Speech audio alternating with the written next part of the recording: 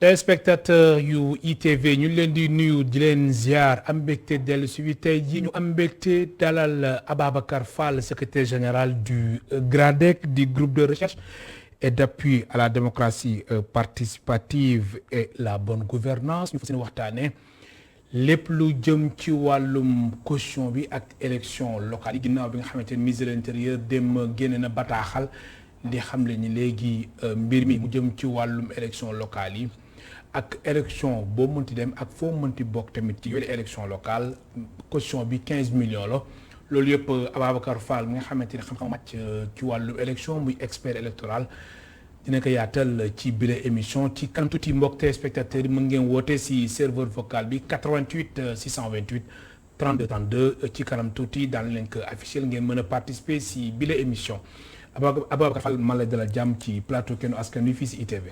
waaw El Hadj Malick maa ngi lay fay di la aussi wax sama mbégte pour dellu si ci plateau Kennu Askan Wi parce que maa ngi lay wax ne léegi depuis novembre 2020 laa fi gëj donc c'est un plaisir donc vraiment de retrouver le plateau. oui macha allah alors Ababacar Fall dañ koy tàmbale ak génnu àdduna Hissène Habré amoon na juróom-ñaar fukki at ak juróom-ñeent Hissène Habré ginnaaw ba mu daanee ba mu wàcce si nguuru Tchad ak 1990 mi woon Sénégal ak tamit ak procès bi fi jotoon am yooyu yëpp ñu tëj ko mu nekk tamit si ay jafe-jafe amoon tamit wàllum wér-gu-yaram ñu génne ko am résidence bi ñu delloon ko yooyu yëpp mu nekk ay péripéties yi nga xamante ni loolu groupe E-Media ñëw na si tey si lu yaatu alors Hissène Habré génn àdduna yow Ababacar Fall sa kàddu gu njëkk la.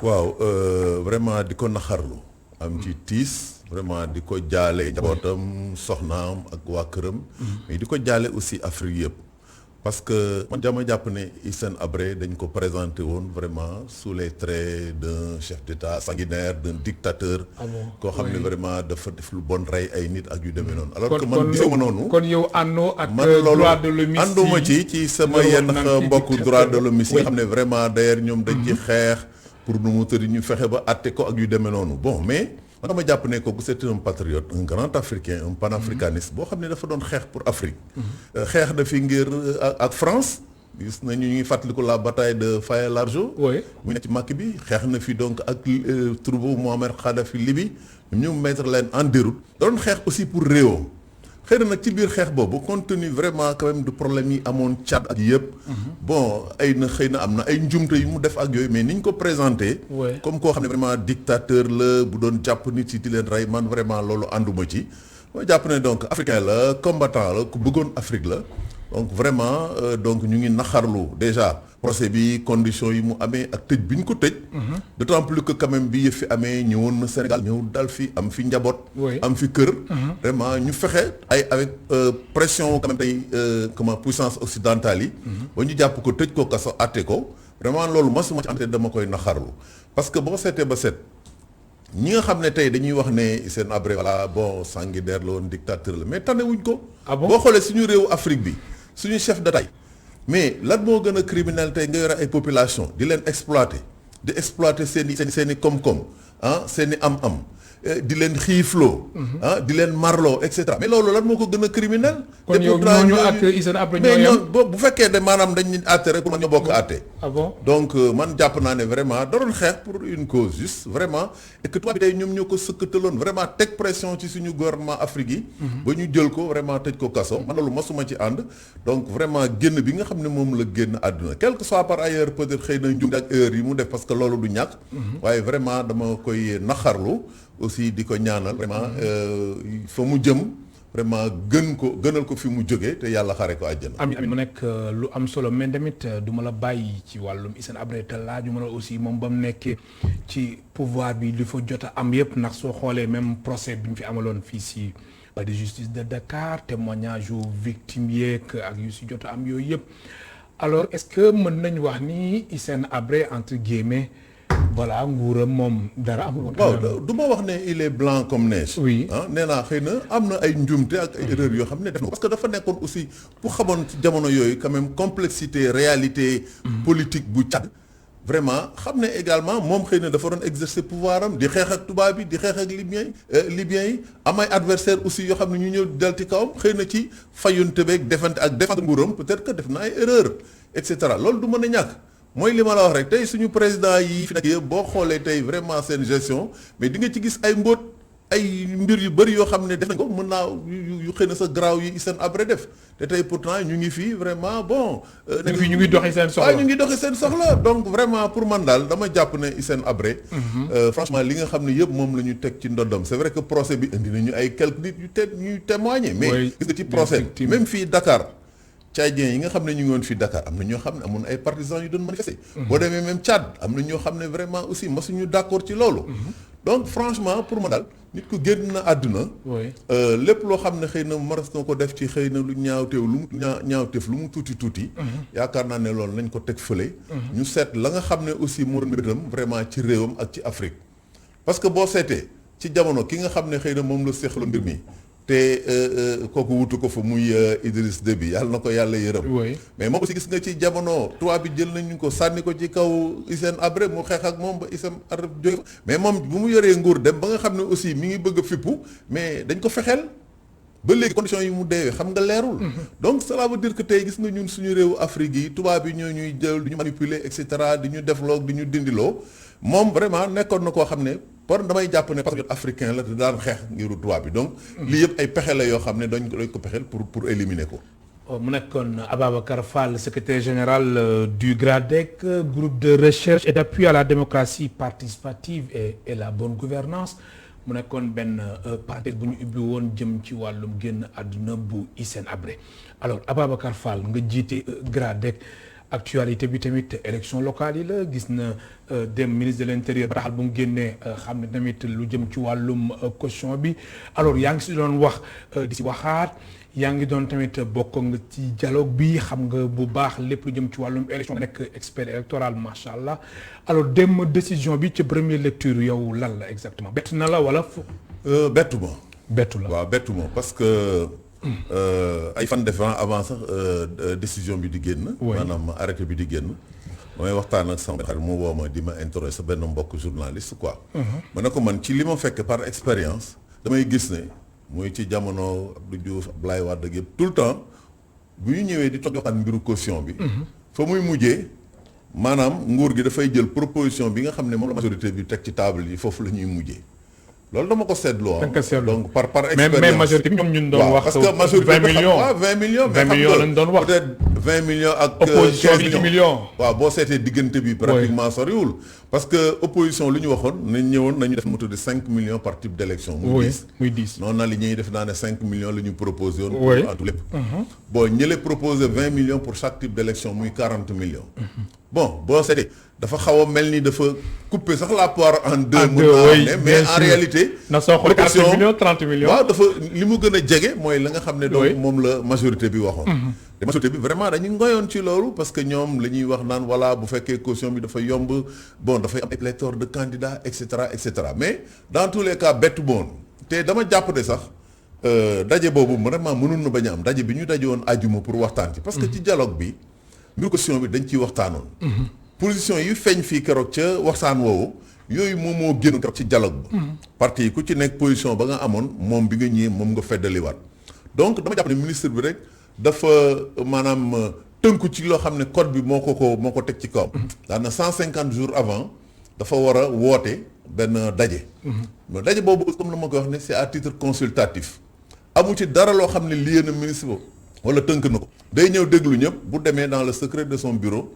mu daal di jël décision xëy na sax keroog ba lu muy jóge foofu xëy na jëloon sax décision bu noppi mais dañuy yoonal rek mais comme loi bi dafa wax 150 jours avant les élections démb maanaam doon coïncider ak 150 jours yi le 23 août ak 23 janvier mu donc góor a siiwal dogal bi mais en réalité dara bettuma ci dara bettu la si ci wàllum caution bi. ci wàllu caution bi. alors oui allez-y. et ensuite bon jàpp naa ne caution bi tamit am ñu ko vraiment fixé quand même dafa diis. dafa diis. dafa diis lool. laaj boo xam la bëggoon laaj kon jàpp nga ni vraiment fukki millions ak juróom yi mënoon nañ ko wàññi. peut-être mu nekk fukki millions. mënoon nañ ko sax wàññi lu gën a tuuti loolu. peut-être xëy na sax ba ci 2 millions. mais boo waa est-ce que tamit candidat yi du gën a bëri du gën a takkaat mais loolu lan mooy problème bi. ndax ñoom pouvoir bi dañ jàpp ni lii dina bokk si luy rationaliser. non en réalité gis nga bu ñu bëggee rationaliser. rationaliser bi ca njëlbeen. maanaam ci tey conditions yi ñuy créer parti politique foofu la ñu war a vraiment teg ay critères pour rationaliser. oui mais tey bu fekkee da nga ubbi. li constitution wax ne bépp citoyen vraiment mun nga créer parti politique dans les conditions définies par la loi. oui ku nekk vraiment am nga sañ-sañu li ñuy wax contribuer nu mu tëddee donc à la collecte des suffrages ah donc alors bu fekkee ne loolu la tey pour man élection mu am 200 wala 300 candidats mais on est en démocratie. démocratie lu ñuy wax naan maanaam amul prix mais dafa am coût. état bi moom moo war a jël responsabilité organiser élection même bu candidat bu ñu amee téeméeri liste par localité wala juróomi téeméeri liste wala junni liste état bi moo war a jël responsabilité parce que xaalisu caution bi.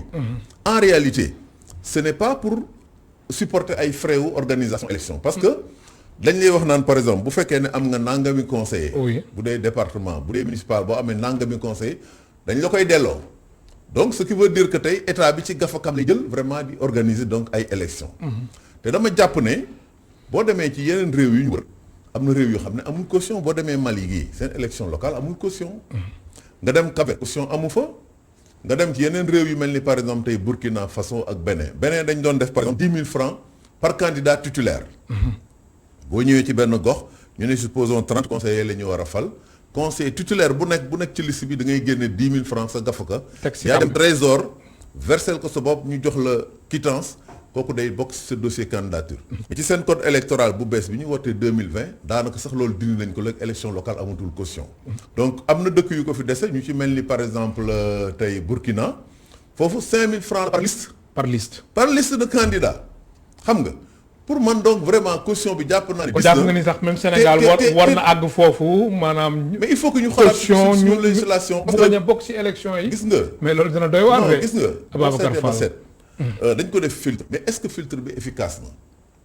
parce que boo jëlee fu mel ni présidentielle. xam nga dañu départ caution bi ci 2000 bi alternance bi di njëkk am. caution ba 6 millions la woon. oui mu yokk si nguur Abdoulaye Wade ba 65 millions. 2012 bi ñu dem élection 65 millions la woon.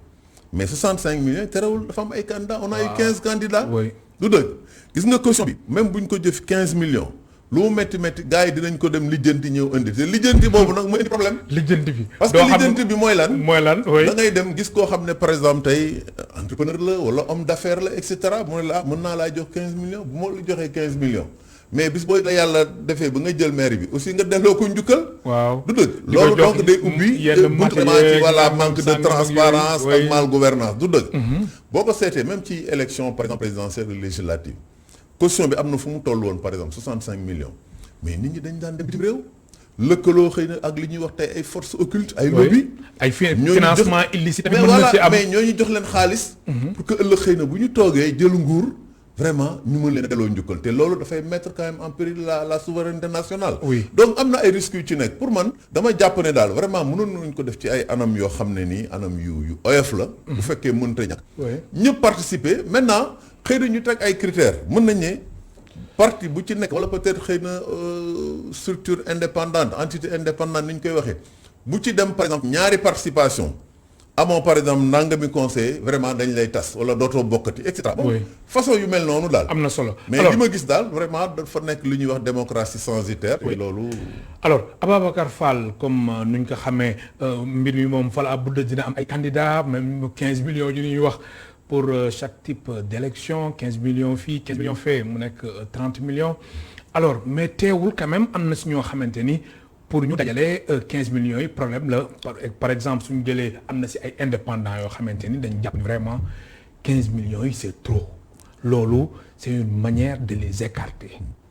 waaw am na ñu jàpp loolu. mais kaay ma wax la gis nga gars yi bari nañu ay fem ki nga xam ne dafay wóor ne 15 millions yi par exemple xëy na moom ci boppam am na jafe-jafe mais mën naa dem seeti ay mbokkam wala mu dem seeti peut-être xëy na candidat yi wala ñi mu àndal ñoom ñu daal di fexe peut-être bu ko gisee ba dajale loolu wala boo def ay pexe loolu yëpp mën na nekk mais li gën a diis surtout mooy au-delà de 15 millions yi nga xam ne dañ koy teg par indépendants yi ba léegi itam parrainage bi mi ngi tegu seen kaw. oui bien sûr ñoom dañ leen wax ne donc bu fekkee ne da nga am liste indépendante da ngay jël comment dirais-je bu dee ci commune bi 2% du nombre d'électeurs inscrits dans la commune loolu boo ko jëlee nga boole ko donc ak caution bi loolu vraiment donc dafay diis loolu quoi.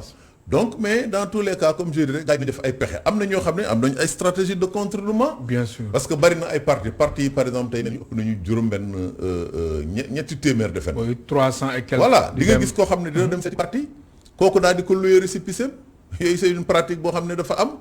donc bu ko defee. ay pexe contournement la ay pexe loolu bon dina la mën a fexe nga contourner peut-être mbiru parrainage bi mais mbiru par exemple caution bi.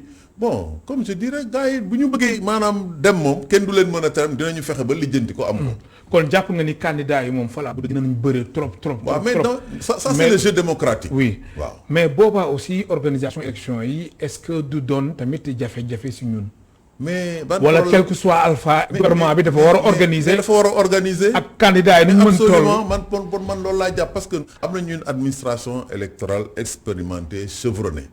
kenn du leen jàngal mbiru organisation élection. oui mais ak nu ci mënti am quel que soit le nombre parce que boo seetee nombre de listes yi nekkul par exemple xëy na day nekk tey lu mat junni liste ci benn commune boo seetee élection 2014 yi def naa ne commune bi gënoon a ëpp liste mi ngi tourné woon autour de def naa ne si mes souvenirs sont ay 14 wala yooyu. donc mën nga am 14 ba 20 liste ci benn commune mais où est le problème il faut prendre les dispositions.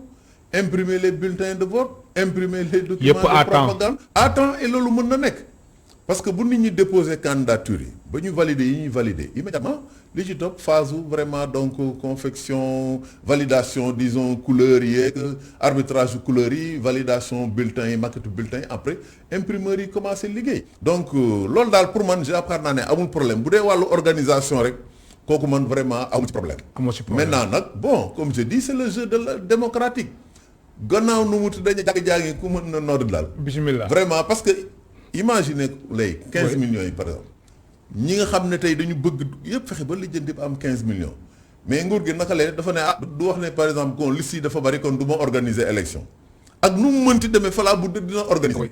voilà te mbir mi ñëw na de mbir mi ñëw na de janvier 2022 mbir mi ñëw na ba noppi xam nga donc fii je crois que donc fin octobre début novembre nit ñi nañu déposer liste yi ñu déposer liste yi bu fekkee ne préfet yi validé ñëw yooyu mu ñëw maintenant au niveau central gaa yi dem ci affaire donc confection documents électoraux yi bulletin de vote ak nangam mais kooku état moo am responsabilité organiser ay élection ak nu mu mënti demee quel que soit le nombre de candidats ñoom waruñu ne way candidat yi dañu bari wala yooyu parce que ça c'est la démocratie nañu fexe ba organiser élection ci anam yoo xam ne mu jaar yoon vraiment bon ensuite population yi déterminé wu ñu bien ñu xam ne fal nañ la ñi ñu falul ñu xaar ba beneen yoon bien sûr alors ma fàttali suñu mbokk téléspectateurs yi ñu ngi dalal Ababacar Fall secrétaire général du GRADEC du groupe de recherche et d'appui à la démocratie participative et la bonne gouvernance mu ngeen participer ci émission bi soo wootee ci 88 628 32 32 88 628 32 32 alors Ababacar Fall xam nga su opposition bi ñenn ñi ak tamit les non alignés ñu waxoon fukki millions wala sax lu ko yées parti boo xamante ni ñoo nekk au pouvoir di majorité bi jàppoon 20 millions alors mbir mi léegi luy jot na mbir mi génn na dem jamono ji yow en tant qu'expert électoral fan nga jàpp ni ñoom lay gën a arrangé lu tax nguur gi wax 15 millions saytu nañ ko bu baax xam ni lii arrangé na leen waaw wala déet. waaw dama jàpp ne ñoom xam nga ci logique bi ñu nekk. mooy logique gu maanaam mu bañ a am ay candidats yu bari loolu moo tax xëy na mbir mi ñu teengal ko yóbbu ko ci niveau boobu. ñoom loolu la ñuy calculer. xam nga boo passé def nañ seen calcul ba pare waaw élection 2014. dañ ne 2700 listes la ñu amoon. mais y a pas eu de problème on a organisé les élections. on a élu les conseillers et cetera donc pour man problème amul maintenant nag xëy na ñoom toujours lu ñuy fexe mooy fexe ba peut-être wàññi vraiment donc le nombre de candidats pour man dans une démocratie si c'est vraiment ouvert dañu war a bàyyi képp koo xam ne bëgg nga yow tey Malick Cissé ci gox bii nga juddoo wala say waajur cosaanoo am nga peut-être loo tekki foofu vraiment maanaam yëkkati gox bi wala defar gox bi intéressé na la mais war nga mën a ñëw samp sa ndënd daal di nekk candidat. mais loolu dara new ci. pour man daal jàpp naa ne élection dañu war a vraiment donc faciliter procédure yi muy procédure obtention carte d'identité yi procédure bindu yeeg procédure dépôt de candidature l'essentiel mooy na nit ñi lépp loo xam ne teg nañ ko charte yu ñu ko teg nit ñi respecté ko dem élection. ak kandidat nu mu mënti doon état bi nga xam ne moo am responsabilité organiser na organiser élection parce que loolu c'est vraiment c'est le poumon démocratique élection c'est la respiration démocratique dans un pays. donc ak nu mu mënti dem fala budde comme ni ko waxee dañu bàyyi nit ñi nekk candidat. alors coow lu tamit tàmbali woon na tamit fan yi ak jëm ci wàllum certificat de résidence yeeg certificat de domicile yi ñu ni am na si ay maires yoo xamante ni dañuy xool ñu leen neex ñu jox leen certificat de domicile fekkee ni ñoom seen partenaire bokk ñu jox leen mbir mi indi coow tal jàppal bàyyi alors mbir mi jamono ci est-ce que war nañu mën a bàyyi ñoom ñuy def lu leen neex ñenn ñi nga xamante ni dañu xool lu mu leen arrangé ñu doxalee ko noonu. mais loolu xam nga jaaduwul parce que loolu pour man encore une fois responsabilité état la. oui parce que boo xoolee collectivités territoriales yi mais ay démembrement état la ñu. oui boo xoolee fii Dakar. gis nañu bi mbir mi amee coow gouverneur Dakar génne na ab bataaxal. bien sûr di rappeler les maires à l'ordre. kon nga xam ne donc maires yi nga xam ne dañuy jël ay vraiment def ay pexe pour bañ koo joxe donc nekkuñu ci yoon. mais pour man waruñu woon yam foofu c'est-à-dire que l'État au niveau central au sommet dañu waroon a vraiment jël ay mesures dànkaafu ñu koy def pour que vraiment ñu bàyyi loolu. parce que tey li loi bi wax dafa wax ne bon décret bi nga xam moom moo indi révision bi. dane bu fekkee da ngay bindu il faut que nga indi carte d'identité biométrique CEDEAO. loolu xëy na dinañ ci dellu si. bien sûr carte d'identité biométrique bu fekkee da nga koy dem di wuti il faut que nga am certificat de résidence bu war a yow ci gox bii nga dëkk. oui bu fekkee da nga bëgg def modification d'adresse électorale maanaam tey yaa ngi doon voté peut-être Gueule Tapée Fass Colobane léegi nga bëgg a voté ji peut-être Sacré-Cœur wala HLM.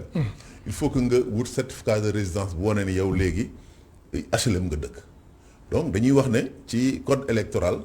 l'électeur est tenu de prouver son rattachement à la circonscription électorale bi nga xam ne fa la bëgg a voter wala fa la bëgg a indi soppi voter donc yaa xëy pour loolu il faut que mu am certificat de résidence li tax nit am ko da ngay dem ci gox ba nga dëkk boo demee chef de quartier bi defal la certificat de domicile avec certificat de domicile bi ci ñun boog bu ma ko daan toppatoo damay dem gendarmerie wala police moo demee ñu defaral ko bien sûr donc léegi dañ ne maire yi mën nañ ko def mais waroon nañu fexe ba gendarmerie bi nga xam ne da ko daan def wala police nguur gi joxe ay instructions pour ñooñu continuer di ko def mu bañ a nekk loo xam ne maanaam maire yi dañ koy àkkimoo parce que maire dañuy far bu fekkee ne yow tu es partisan moom kayit goo xam ne yaa ngi koy joxe mais bu boobaa mais li olof yi di wax naan nu mu tudd ku sa wujju xaw ma sëlam doo set mais loolu la yow da ngay seet ñi nga àndal nga yombal leen ko ñi nga xam ne yow jot nga ne ñi ànduñoo ak yow nga jafeel leen ko ensuite am na ci ñoo xam ne dañuy jël certificat de résidence di ko utiliser ci anam yoo xam ne dëppoowul ak yoon. maanaam def transfert d'électeur. oui man nekk naa ci gox bi liggéeyu ma fa loo xam ne nii mën na taxat ma gagner élection.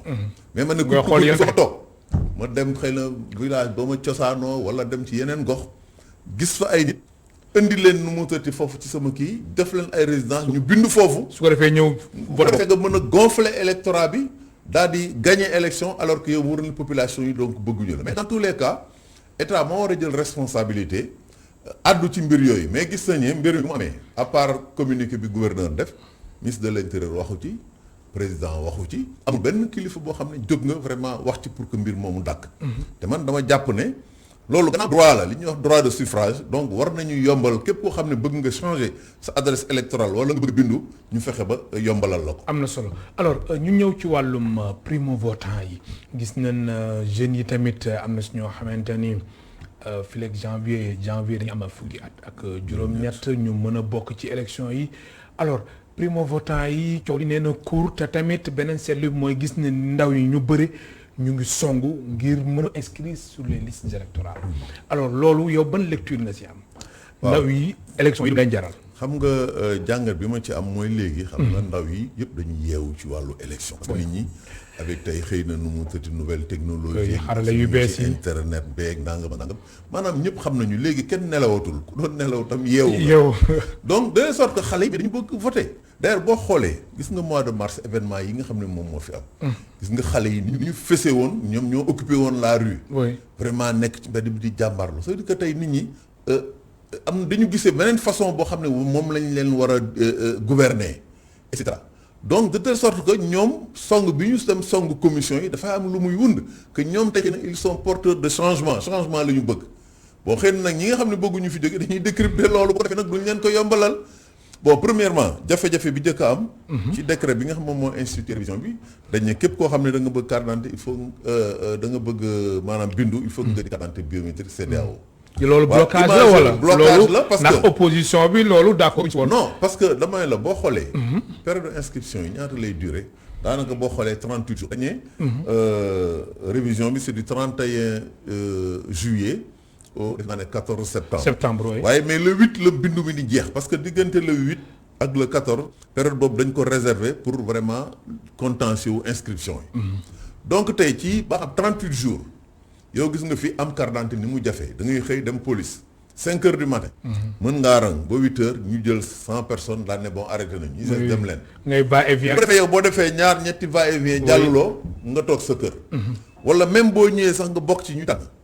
ñu jëlal la du mu tëddi say empreinte yëpp carte d'identité bi bala nga cee jot xëy commission ba jeex.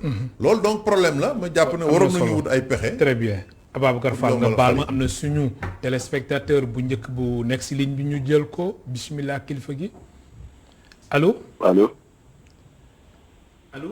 allo. allo. allo. kilifa gi soo mënee yëkkati sa baat s'il vous plaît ñu dégg la bu baax allo. allo salaamaaleykum wa rahmatullah. waaleykum salaam suñu la mën a dégg bu baax kilifa gi ma fàttali suñu mbokk téléspectateurs yi ñu ngi déglu Ababacar Fall secrétaire général du GRADEC allo. waaleykum salaam wa rahmatullah Alhaji Malick Cissé. kilifa gi dafa mel ni mbokk Kaolack moo ñuy woo mbokk Kaolack bismillah. barakallah di la nuyu di la ziyaara di ziyaara personnel yëpp. waaw allo. naam yaa ngi may dégg. macha allah léegi nga dégg bu baax kilifa Kaolack ñu ngi lay dégg bismillah. barakallah di nuyu seen invité bi. ana Kaolack kilifa gi.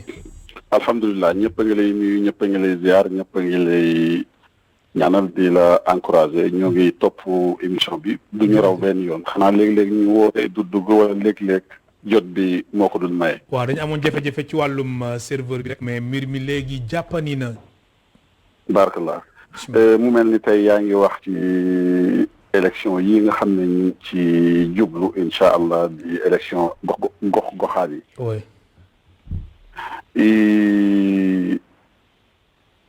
di ñaax sama bopp. allo. allo. dafa mel ni dañoo am problème ci. Cheikh ñu ngi lay dégg mën nga wax allo.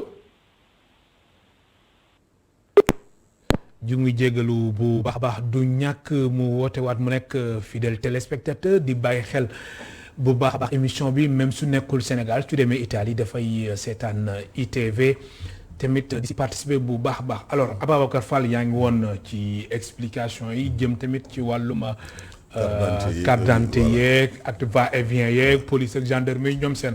alors comme li ma wax xam nga carte d'identité gis nañu pour am ko parcours du combattant la da ngay dem bindu. bu bindee yëf yi dem daaf mën na am diir. nga yéeg di wàcc rek weer nga yéeg di wàcc mën na am sax ñaari weer balay carte d'identité bi génn mais bu fekkee révision exceptionnelle bi dañuy wax ne weer la ak semaine. sa carte d'identité génn fekk commission ba pare xam nga doo mën a binduwaat parce que commission maanaam bindu bi ñaari période rek la. période de révision ordinaire. bi nga xam ne dafay am chaque année du 1er février au 31 juillet. ak période de révision exceptionnelle bu amee en cas d'élection générale. maanaam li bu rëccee le 8 mbir mi tëj bala ngay mën a binduwaat xëy na déwén rek ngay mën a binduwaat. donc waroon nañu fexe yombal nit ñi ba nga xam ne comme nañ ko doon defee ci yeneen bindu c'est-à-dire que boo ñëwee commissariat rek ñu instruire la pour carte ba jox la récépissé bi. nga mën a dem ci commission bindoo ci récépissé bi. doo xaar carte d'identité bi génn. mais da nga jàpp ni tayef la wala. bon pour man daal def si ñaaw wala waa sama xel tey na jëkk ay galgal la pour xëy na ndaw yi bañ a bindoo man loolu dama parce que boo xoolee coow li am ci comment dirais-je certificat de résidence yi pour dem bindu pour carte d'identité pour bindu ci liste électorale dama jàpp ne daal vraiment quelque part donc c'est pas innocent. Parce que bon opposition bi ci nañ ko defoon bi ñu defe naa ne refonte partielle bi. dañu dem ak toog président wax ko président nangu loolu nit ñi di bindoo ak récépissé wala nit ñi ñu bindoo ak extrait wala ci commission ba ñu def commission bi maanaam mën a def une double opération ki nga xam ne mooy opérateur boo ñëwee dafa lay inscrire pour carte d'identité. ba noppi boo bëggee voter ñu bind la pour voter parce que voter c'est pas obligatoire. mais donc loolu yëpp ci wàllu en tout cas ay pexe ci wàllu technique. mënoon nañu fexe ba yombal nit ñi mbir mi vraiment bu ko defee le maximum de primo-votants ñu enrôler leen parce que li ñu jàpp mooy toog nañu ñaari at yoo xam ne daanaka inscription amul. ñu xayma jàpp nañu tolloog ñi nee nañu juróom-ñetti fukki junni enfin 800,000 juróom-ñetti téeméeri junni. oui xaw ma ñi jàpp ne million ak million topp jeune yoo xam ne nii war nañu bindu donc bindooguñu. ak ñi nga xam ne dañu bind woon maanaam am carte d'identité fekk commission bi tëj ñu defal leen mention wu personne non inscrite au fichier électoral ñooñu aussi c'est l'occasion pour ñu ñëw directement ci commission bi ak seen carte d'identité boobu plus seen résidence pour ñu bind leen. mais boo seetee daal mbir mi yombal. kon nga jàpp ni carte d'identité biométrique yi warul woon nekk obligation. vraiment non du question. voilà maanaam waroon nañ ko yombal. waroon nañ ko yombal nit ñi. ba nga xam ne ki ko yore avec la mention personne non inscrite. nga mën a ñëw ci commission vraiment ak certificat de résidence bi ñu jox ñu yoo xam da nga koy jot ci anam yu yomb. nga mën a bindu ki nga xam ne maintenant nag amul woon certificat amul woon carte d'identité moom bu ñëwee bindu ci commissariat wala gendarmerie bu ñu ko joxee récépissé bi ak récépissé bi mu mën a ñëw bindu. mais loolu yëpp mas nañ ko fi def donc duggulee te boo seetee ba seet dafa am loo xam ne dafa daan am maanaam commission bi bu fekkoon ne ñu ngi commencé commission de révision yi di tàmbali daan nañu gis ministère de l'Intérieur nan na def campagne de communication. nga gis ñu def ay spot ci télévision yi ci rajo yi ci presse écrite di wax nit ñi def ay même ay sketch ak yu demee noonu di wax nit ñi dem bindu ji. mais bi yéen boo gisee daanaka presque. dara amul campagne de communication. kenn waxu ci est-ce que du Covid bi wala. non mais Covid bi maanaam campagne boo xam ne da nga koy def ci télé yi. oui nga defar programme def ko sketch ku nekk da ngay toog sa kër di seetaan. loolu la yàqul dara wax ne nit ñi kat commission yi bërëb bii la ñu war la ñu nekk. pour dem bindu ji kayit bi ak kayit bi nga war a yóbbu. loolu la yàqul mais loolu yëpp gis nañu ne dara amu ci. dafa tey xel loolu sax moo ñu doon permettre ñu def benn transition jëm ci wàllu affichage politique mais am na ku nekk ci ligne bi ñu jël ko allo. Alxaaji Malick maa dellu si waat tamit sànq dégg-dégg bi baax loo. waaw léegi ñu ngi lay dégg bu baax a baax Serigne Cheikh nga ñuy woo Kaolack bismillah. barakallah waaw bon gannaaw ba ma la nuyoo ziara li ma doon wax rek mooy. Sénégalais yi ci seen jëm bopp. oui. man damay waxal. nit ku nekk. laa yughayyiru maa bi qawmin hattaa yughayyiru maa bi anfusihim. yàlla du wàcc jugee asamaan ñëw dañuy régleel Kaolack yàlla du wàcc jugee asamaan ñëw dañuy régleel Sénégal. il fallait que ñun ñu sabablu pour changement am ci réew mi. ñaan jiitu réew mi jàmm parce que ñun sénégalais ay sénégalais lañu. ànduñoo moom mais ay sénégalais leen dañ koy ñaaral moom ñu jiite réew mi mu nekk ci jàmm organiser ay élection ci jàmm dem ci jàmm bàyyi fi ki bàyyi ci jàmm. mais sénégalais yi. barki dem dama wax sama benn xarit. man ko man dama yaakaar ne sénégalais yi ñoom ñoo bëgg ku leen di nax. waaye da ngay xool ñoom ñoo bëgg ku leen di nax. déedwaay Cheikh. waaw parce que man. dëgg souvent da ngay am xol bu jeex ci réew mi ni muy doxee da ngay am xol bu jeex ci politiciens yi ni ñuy traité mais après boo wéetee yow da nga naan sax politiciens yi defuñu dara ñun sénégalais yi ñun ñoo mérito lii ñuy def parce que ñoo ko seetaan. maam da nga bëgg wax ni sénégalais yi am na si ñoo xamante ne dañ leen di nax teewul beneen yoone aussi ñu naxaat leen ainsi de suite loolu nga bëgg wax. nañu jël cas bi nga xam ne tey moo ne kat na jom problème inondation amuloon année passée amuloon 2018 amuloon 2019 mais chaque jour même policiers yi ñooy wàcc ci terrain bi distribuer quelques sacos de ceeb quelques butons diwlin quelques ay bons yoo xam ne ay 15 mel ni kuy yóbbu ay aide ci ay nit ñoo xam ne yow yaa moom sa propre argent mal mais fekk newul noonu yow li nga leen di yóbbul noonu ci moment boobu ñu nekk ci ay jafe-jafe da nga leen ko waroon a liggéeyee seen gox yooyu assainissement yu baax ba nga xam ne su ëllëgee li leen daloon 2019 du leen dal 2020 mais bu ñu liggéeyu tamit li ñu dal 2021 bi li ko gën a métti moom ñu dal 2022 parce que yàlla moom am na heure boo xam ne bu jotee il fallait que mu taw ñu ngi leen di masaw di leen ñaanal yàlla mu génnee leen ci jafe-jafe yi mais sénégalais yi nañu xoolaat seen bopp. ñu baal ma mais nañu xoolaat seen bopp. mérito wuñu vraiment wala waruñu nekk di continuer di dund lii ñoom alors que seen doom yi ñu ngi ci école yi gën a baax ci àddina bu ñu paree ñoom dañuy ñëwaat jiitewaat ñun ñu continuer di dund ci même situation bu métti bii. man raison bi ma jël comme raison de Kaolack damay jël exemple. man mënuma comprendre benn maire bu nekk ci dëkk doo dem ci benn télé à la place chaque fin du mois au moins nga permettre benn interview ak benn télévision bu nekk sur place wala benn média privé population bi déglu la xam ne kii kat mu ngi bàyyi xel li xew wala wàcc ci terrain bi wala nga permettre sénégalais yi oote ci émission boobu wax ne man de quartier ma dëgg am nañ problème sànga wala marché bi am mais boo duggee ci biir ville bi wala nga dem ci quartier yi sa xol dafay jeex. sa xol dafay jeex sa xol dafay tàng. loolu nag du ay saaga moo ko réglé man ànduma ci réew mu ñuy utee changement ci ay saaga wala ay xulo wala ay kastawante benn problème moo am nañu dem bindu ju ci liste yi te suñu carte toog suñuy nekk bàyyi ñuy rayante ñuy xuloo ñuy xeex ñuy saaga bu jour élection bi jotee nga ndekki ba suur sangu ba set dem def sa droit de situation droit de citoyen voté dellu sa kër bàyyi journalistes yi ak observateurs yi ñoom ñu gérer nga toog sa kër déglu. te xaar résultat réew mi dina déroulé ci jàmm. mais nag bu ñu dofloo ba élection yii Benno Bokk Yaakaar gañewaat ku ñu wax ne 2024 jarul ñuy dem fenn. ah mais Cheikh fekkee ni aussi dañ ca gañe mu jaar yoon nag. sëriñ bi man du ma yàlla du ma yonent bi sallallahu alayhi wa sallam du may gisaan ak ma listixaar. oui. mais ni réew mi di dundee ngay déglu di seetaan di def ay analyse yoo xam ne yow ci sa bopp yaay toog di waxtaan ak sa xel di nga xam ne bu élection yi jaaree ci yoon état bi mu gañe élection yi. déedéet waay. waaw su fekkee dëgg la ñuy wax. ñaar ba parti yi nga xam ne ñoom tey ñoo soxla réew mi il faut ñu war dalal suñuy xel il faut ñu rassurer ñu man mënuma gëm. tey parti bu mel ni bi ma bokk par exemple tey du ma tudd ko def benn pib ngay dem di lëkkaloog ay parti yoo xam ne ñoo yàqoon réew mi démb ak bërti démb wala ngay lëkkaloog ay anciens wëyu yoo xam ne que ancien bi sàcc yoo xam ne bien sûr man mënum tey Abdoulaye Wade bu dafa doon réew mi duñ ko fi jëlee di fi teg Macky Sall kon man d'accord ma suma parti bi lëkkaloog ay parti yoo xam ne démb ñoom li ñu dal tey ci ñoom la jógee nañu waxante dëgg Malick di la gërëm baax di la sant. asalaamaaleykum wa rahmatullah. waaleykum salaam wa rahmatullah.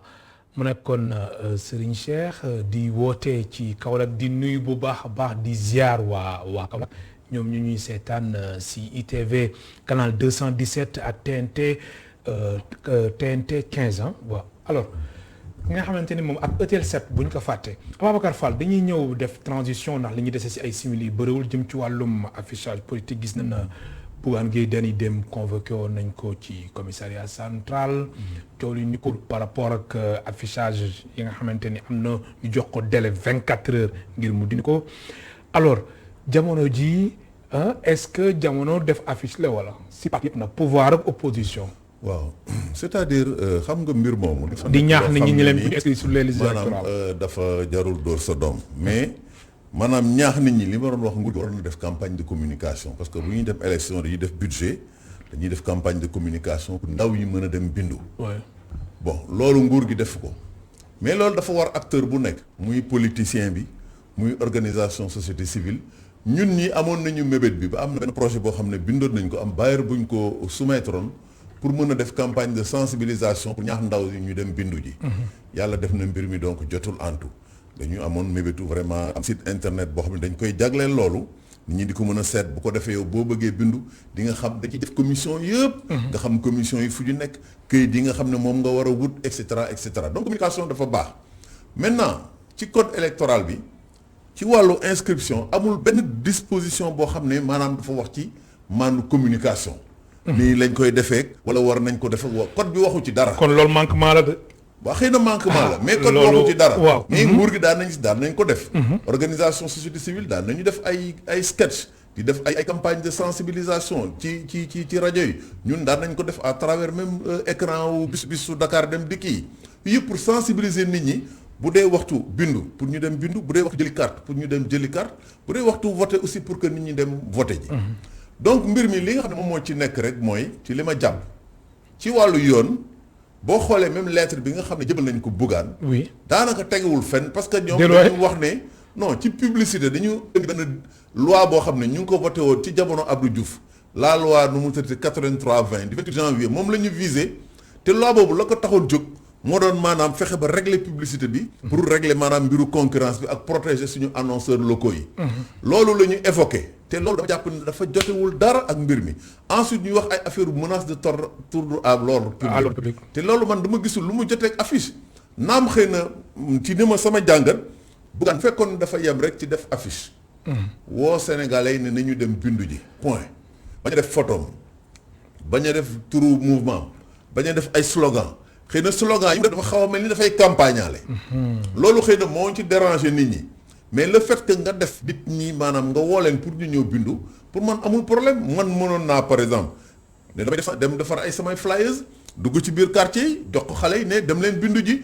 bindu bi kat bërëb waxtu sàngam lay commencé waxtu sàngam lay jeex dem leen bindu ji parce que voter c'est un droit nangam ak nangam. donc bu fekkoon ne def na ko de façon anonyme woo nit ñi ñu dem bindu ji parce que vraiment bindu ak voter vraiment droit la boo xam ne bépp citoyen donc mën nga ko def donc dara du ci am. fa mu defee xëy na démarche soo waxee rek. mooy le fait que donc mu def photom def turu mouvement ba noppi def ay slogan yoo xam ne maanaam dafa mel dafay woote. ci loo xam ne lu jëm ci boppam. côté boobu vraiment démarche bi soxe na. mais le fait que nag mu def affiche communiqué bu fekkoon ne dafa yem ci rek wax nit ñi dem leen guddi loolu dara neewu ci. alors Ababacar Fall lu ñu desee si ay simili bëreewul ay ñaar wala ñett sax ñu desee loolu la ma Mass Mboup réalisateur di signaler ni li mel alors Ababacar Fall ñu jeexalee ci wàllum grande coalition bi nga xamante ni ñenn ci opposition bi moom nañuy nas moom nañu nekk di waxtaanee coow li indi coow li ni ko seen biir gis nañ na Thierno Bocoum dem rek ba muy jano ak taskatu xibaar yi moom tamit di ñaawlu encore une fois lu ne mel alors yow en tant qu'expert électoral lan moo si sa jàngat. waaye lii sama jàmbat mooy maanaam coow li nga xam ne tey moom moo jëm ci mbiru coalition bokk naa bokk. yooyu yëpp amul solo. dama yaakaar ne lii li ñuy wax naan gis nga sànq yàkkamti xeex la. dañuy jëm ci ay élection am na processus boo xam ne en tout cas ci li nga xam ne maa ngi koy topp di ko suivre di ko analyser am na parti yoo xam ne am nañu volonté lëkkaloo. pour jéem a fexe ba am vraiment doole joo xam ne dinañ ko mën a teg jàkkaarloog ñi fi nekk parce que ñi nekk dañuy yore coalition bu am doole ba noppi yore pouvoir. pour man loolu c'est légitime. donc man vraiment gannaaw lii xëy na peut-être coalition bu ñu siiwal la d'ailleurs sax siiwalaguñ ko. defe naa ne mais ñu ngi waxtaan. Serigne Moustapha Sy ci conférence bu mu doon def moo yëkkati lu mel noonu. mbir mi xëy na peut-être saaroo senn. waaw ñu ni xam naa ne ay Pastef waxtaan amoon na. taxaw Sénégal xëy na waxtaan wi bu ñu bàyyi waxtaan wi bu fa mu am xëy na nit ñi dañ doon liggéey pour créer li ñuy wax ab socle. bu dëgër bu socle ba taxee ba noppi nag ñu door a dem xëy na seet nu ñu koy yaatale. mën na am loolu am na ci. mais man damay jàpp ne daal. nit ñi war nañ ci tey le fait que maintenant nag pour man opposition bi liggéey pour am vraiment par exemple deux fortes coalitions. pour man loolu vraiment yàqul dara bu ñu mënoon ñoom ñëpp nekk benn loolu moo gën mais bu ñu mënee am tey deux fortes coalitions ba tey tamit loolu dama gis yàqul dara. Pastef PUR PDS ak Taxawu Sénégal coalition bu mag am ñu jàpp ni comme Thierno Bocoum pouvoir bi dañuy liggéeyal. loolu man jàppuma ko wax dëgg. jàppoo loolu parce que parti yooyu yëpp ku ci nekk xam naa la. wax dëgg yàlla. maanaam jàppoo ni dañuy dooleel pouvoir bi. non loolu jàpp ne dañuy dooleel pouvoir bi comme ni ma xëy na nit ñi. néewal doole opposition bi dooleel pouvoir bi jàppoo loolu. non gëmuma ko parce que dama wax ne ñu ngi ci ay pexe. parce que politique ay pexe la. gannaaw ñoom seen biir ñu ngi doon waxtaan. xëy na waxtaan mi nit ñi xamaguñu les tenants et les aboutissants mais loolu xëy na dañu bëggoon teg loo xam ne maanaam sook la mi ngi mel ni tey ngay tabax kër nga def fondation benn waaye jóge fa yow sa fondation bi kat man prévoir la ma am fa nekk wala nangam ak nangam donc nañu bàyyi. defar nañu fondation ba tabax bi peut-être xëy na bu dee fondation bi dëgg xëy na ñu seet voilà léegi ñaata néeg la ñu war a def wala ñaata mur la ñu war a et cetera pour man je crois que ci tabax la ñu nekkoon et je pense que daal wax ji moom dafa teel. donc du priorité mën nañu bàyyi comme ñoom am nañu mébét te boo xoolee ci information yi ñu jot na boo amoon na discussion seen biir ñenn ñi wax ne bon nañu taxawal lii ba mu dëgër ñenn ñi ne nañu ubbeeku ci ñeneen donc dans tous les cas man jàpp naa ne. waroon nañu bàyyi vraiment processus bi dem àgg ci cëppaandaw ga bu boobaa vraiment ñu xam ci lan lay mujjee. mais jàpp naa ne ñoom ñëpp am nañu conscience ne bu fekkee ne maanaam boolewuñu seen doole ànd dina jafe pour ñoom pour que vraiment donc ñu mën a fi jëlee nguur gi. kon daal système bi moo fi nekk ba léegi. waaw bon du question système bi moo fi nekk ba léegi maanaam pour man xam nga nguur la dañuy xëccoo ku nekk da ngay jéem a seet maanaam pexe yoo xam ne moom moo lay mën a xëy na. tax nga mën a jot ci yëf yi. donc pour man dama jàpp ne daal coow li nga xam ne moom moo am yëpp ci coalition bi. dama bëgg bokk ak waruma bokk. vraiment dafa teel. te ensuite boo seet il faut que ñu waxante dëgg. xam nga ci parti politique yëpp même fekkee ne ñoom ñëpp dañu nekk d'égale dignité. tam yemuñu doole. yemuñu doole donc il faut que ñu xool loo gis rek nu ñu ko mën a organiser gannaaw ñi nga xam ne ñeenti ñi dañu décider ànd ñooy xëy na ci ñu jàpp nañ ci ëpp doole lañu parce que am nañu ay résultats électoraux ak taxawaay boo xam ne ci réew mi ñëpp xam ne am nañu doole ñooñu bu ñu nee ba taxawal socle bi nag xëy na indi ñeneen ñi aussi parce que ñëpp mënuñoo bokk yem tamit. loolu aussi. c'est la loi aussi. des alliances du dëgg. yow bu ñuy société fu may di xel rek. bu ñuy ñëw dañuy def société ñu ne capital man ma yore par exemple tey 1000 francs yow nga ñëw nu mu tëdd yore 100 francs mais mënuñoo bokk yem. mënul nekk. mënul nekk affaire mbir bi noonu rek. Malick gërëm baax di la sant merci beaucoup Malick. maa ngi lay delloo aussi. jërëjëf di la sant di la wan aussi sama mbégte. merci beaucoup mu nekkoon Ababacar Fall expert électoral secrétaire général du GRADEC du groupe donc de recherche et d'appui à la démocratie participative et la bonne gouvernance moo nekkoon tey suñ gan si émission Askan Wi mbokk téléspectateurs yéen tamit ñu leen di gërëm baax di leen sant amoon seen fay Mass Mboup moo nekkoon ci wàllum réalisation bi ànd si ak Iba Mar Sène ak Torodo ci wàllum son bi Baro Sow ak Angèle ñoo nekkoon ci caméra yi mbokk téléspectateurs yi amoon seen fay ba suba incha allah ñeenti waxtu.